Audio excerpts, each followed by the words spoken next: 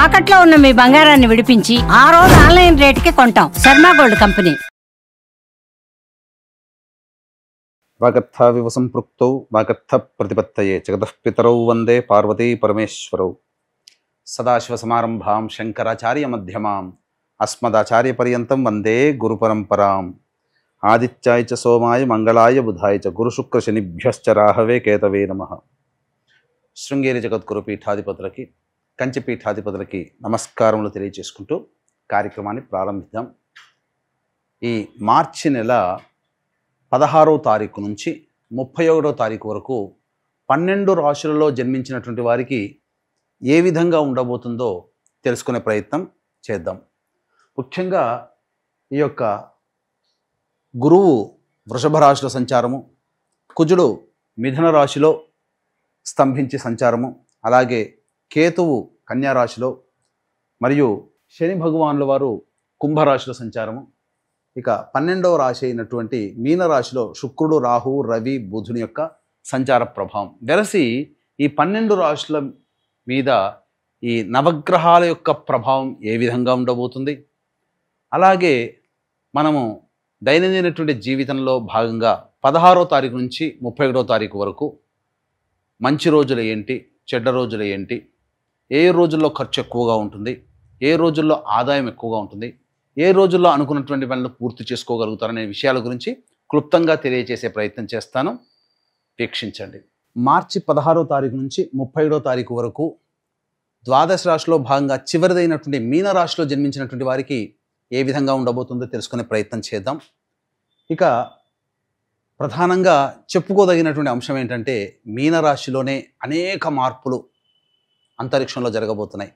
మొదటిది షష్టగ్రహ కూటమి, 2 సూర్యగ్రహణ ప్రభావం, 3 శని మార్పు. వెరసి చూసుకున్నట్లయితే చాలా ఎఫెక్టివ్ సైన్, జొడైక్ సైన్ ఏదయ్యానంటే ఈ మీనరాశి. కాబట్టి జాగ్రత్తలు పాటించండి.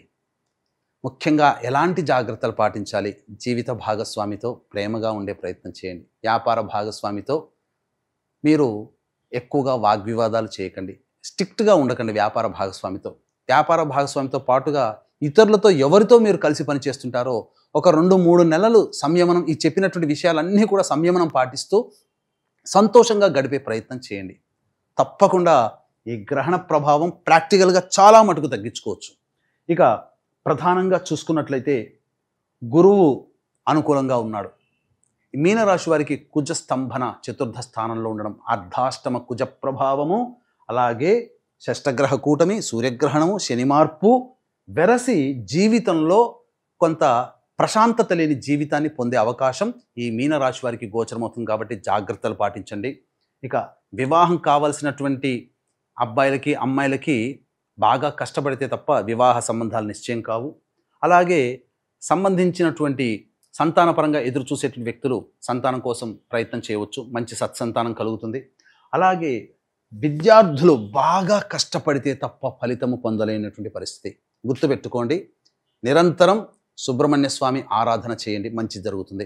అలాగే గృహ మార్పు అనేటువంటిది సూచించబడుతుంది. గృహంలో ప్రశాంతత లేని జీవితం, తల్లిగారి ఆరోగ్యం పట్ల ప్రధానంగా శ్రద్ధ వహించాల్సినటువంటి పరిస్థితి, అన్నిటికంటే చికాకుతో కూడుకుంటున్నది. ఇంట్లో కంటే ఎక్కువగా బయట గడపాల్సినటువంటి పరిస్థితులు ఏర్పడతాయి. ఒక్క గురువు ఎంతమందిని కవర్ చేసుకుంటాడు? ఒక్క గురువే బాగున్నాడు, శుక్రుడు బాగున్నాడు, కానీ మిగతా గ్రహాలు అనుకూలంగా లేవు. కాబట్టి జాగ్రత్తలు పాటించండి. ఈ మీనరాశిలో జన్మించినటువంటి స్త్రీలకి శుభ అశుభ మిశ్రమ ఫలితాలు ఉంటాయి. ఎక్కువగా బాధ్యతలు నెత్తి మీద పెట్టుకోకండి.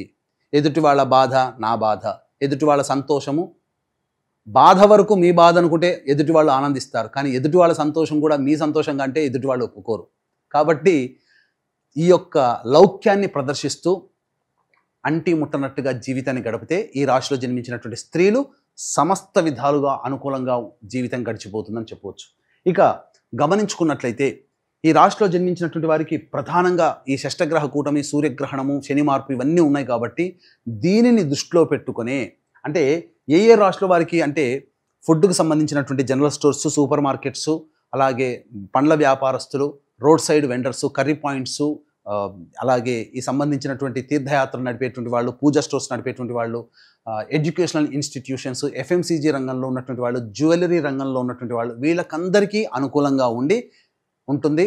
అలాగే వస్త్ర వ్యాపారస్తులు, బొటిక్, బ్యూటీ పార్లరు, అలాగే బ్యాంగిల్ స్టోర్స్ నడుపుకునేటువంటి వాళ్ళు, స్త్రీల అంటే సౌందర్య ఉత్పత్తులకు సంబంధించి రెడీమేడ్ క్లాత్ స్టోర్స్ నడుపుకునేటువంటి వాళ్ళకందరికీ బాగుంటుంది. మిగతా ఏ రంగంలో ఉన్నటువంటి వాళ్ళకి, ఆ రంగంలో పనిచేస్తున్నటువంటి మీనరాశిలో జన్మించినటువంటి వాళ్ళకి మాత్రం అనుకూలంగా ఉండదు. కాబట్టి జాగ్రత్తలు పాటిస్తూ నియమాలు పాటించండి. ఏది ఏమైనా మీనరాశిలో ఏర్పడుతున్నటువంటి ప్రభావం చేత 3 నెలల వరకు ఈ మేష, మిథున, కర్కాటక, సింహ, కన్య, వృశ్చిక, ధనుసు, కుంభ, మీనరాశిలో జన్మించినటువంటి వారు సమస్యలు ఎదుర్కోక తప్పదు, మీనరాశి వారితో సహా. కాబట్టి దీన్ని దృష్టిలో పెట్టుకునే ఈ యొక్క దోష నివారణార్థమై మార్చి 29వ తారీఖు గ్రహణము, అమావాస్య, ఈ సందర్భంగా సాయంకాలం 6 గంటల తర్వాత పీఠమాధ్వర్యంలో ఈ సర్వదోష నివారణ పూజల హోమాల్లో భాగంగా బగళాముఖి, ప్రత్యంగిర, రాజశ్యామల, వారాహి, ధూమవతి, కాలభైరవ హోమాలతో పాటు విద్య, వివాహ, ఉద్యోగ, దాంపత్య, అనారోగ్య సమస్యల నివారణకి సంబంధించినటువంటి పూజా హోమాది కార్యక్రమాలు విశేషంగా నియమనిష్టలతో జరిపించడం జరుగుతుంది. అవకాశం ఉన్న వాళ్ళు కార్యక్రమ తదనంతరం కాంటాక్ట్ చేసి మీ గోత్రనామాలు నమోదు చేసుకోవచ్చు.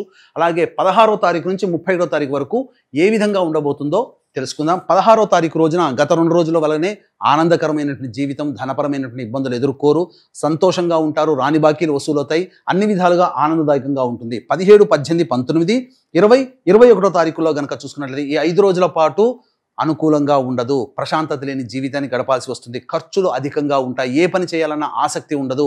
ముఖ్యంగా సంతానం మూలకంగా ఖర్చులు, సంతానంతో విభేదాలు, సమస్యలు పెరుగుతాయి. కాబట్టి లౌక్యంతో వ్యవహరించండి. ఖర్చులని అదుపులో పెట్టుకునే ప్రయత్నం చేయండి. ఎంత తగ్గించుకుంటే అంత సేఫ్ సైడ్లో ఉంటారని చెప్పవచ్చు.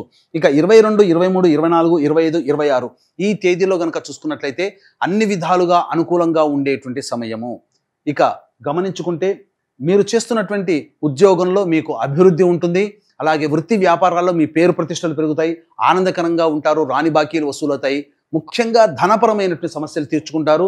25, 26 అయితే అన్ని వ్యాపార రంగంలో ఉన్నటువంటి వాళ్ళకి ధనాదాయం బాగుంటుంది.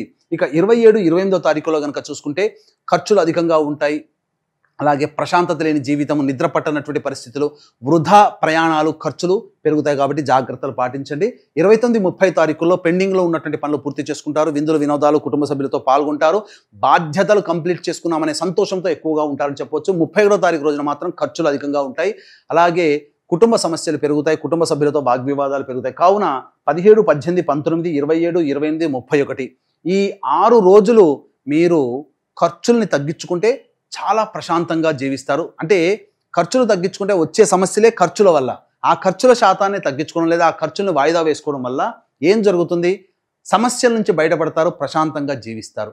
ఇది మీరు చేయాల్సినటువంటిది, తెలివితో చేయాల్సినటువంటి పనులు.